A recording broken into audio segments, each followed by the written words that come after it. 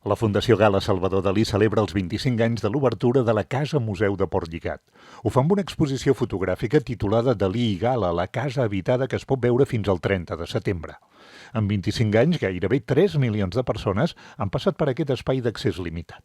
Han passat per aquí 3 milions de persones, aproximadament.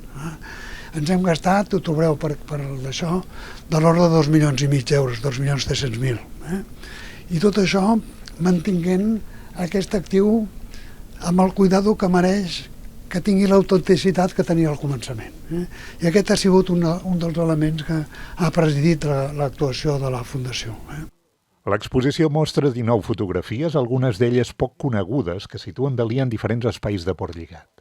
El que vam fer és buscar fotografies de Dalí i Gala a diferents espais de la casa i que, a més, poguessin connectar amb algun escrit o alguna declaració de Dalí.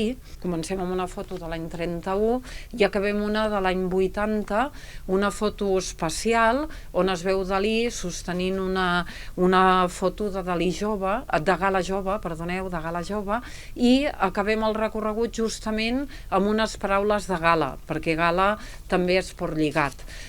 A través d'un codi QR, el visitant pot escoltar unes paraules de Dalí sobre l'espai que es visita.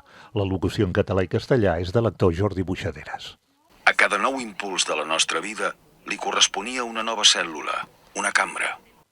Els autors de les fotografies són Batlles Comte, Melitó Casals Meli, Juan Gienes, Oriol Maspons, Pietro Pascutini, Carlos Pérez de Rozas, Ricardo Sanz i Robert Whittaker.